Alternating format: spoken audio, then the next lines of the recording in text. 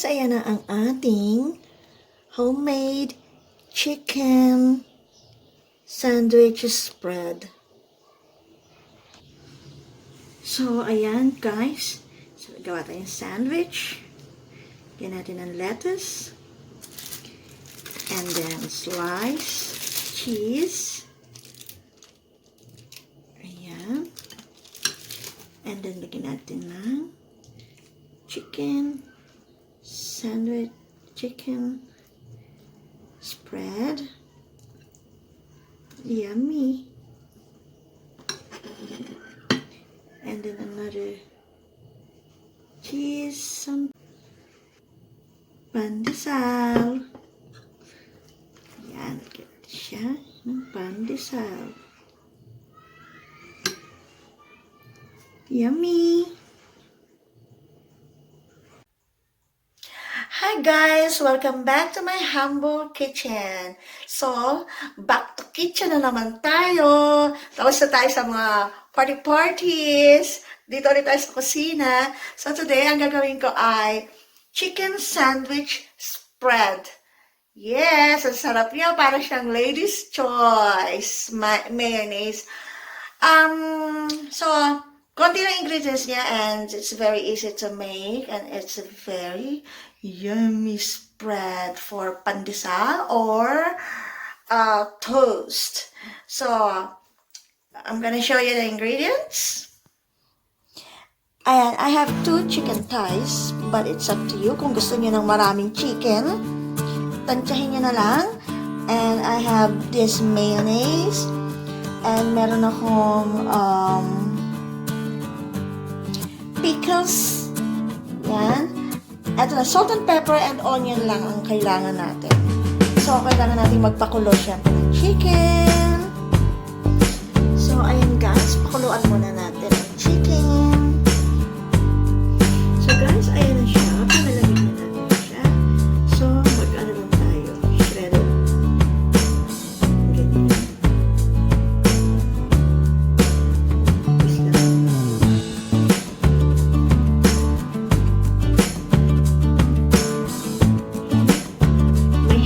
Clean.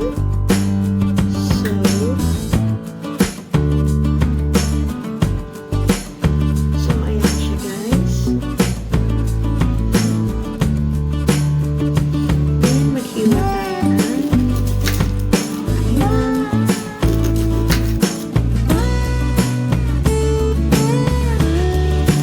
hiwain lang natin siya ng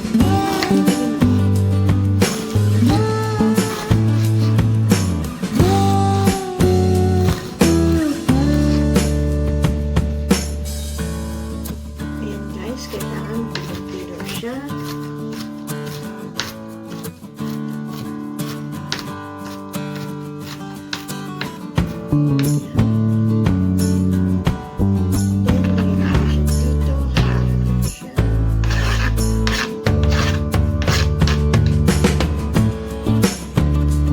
Then, ito naman ang hiwain natin. Pickles.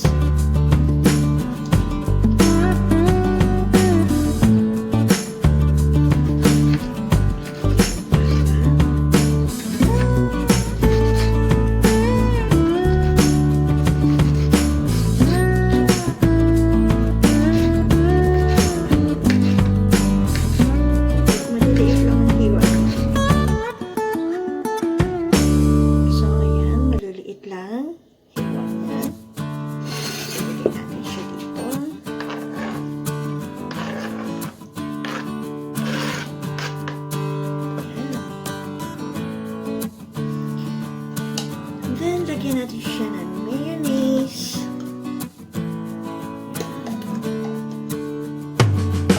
At haluin natin siya.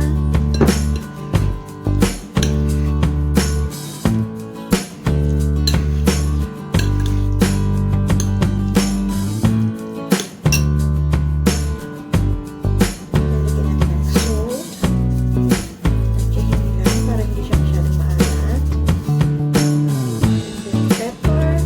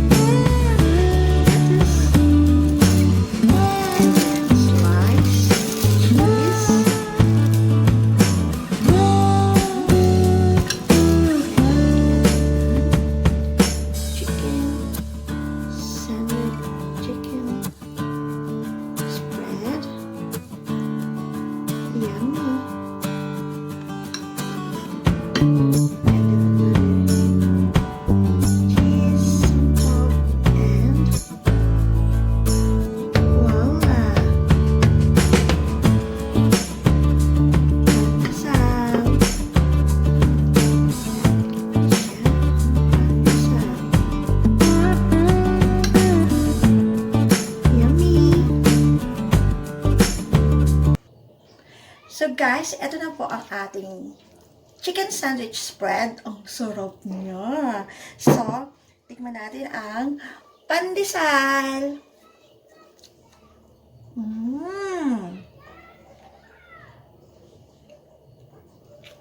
Yummy! Ang sarap niya. So, that's it guys. Thank you for watching. May natutunan naman kayo para man sa tinapay at sandwich. Very easy and very yummy. Thank you for watching guys. Bye everyone. Hugs to all. See ya.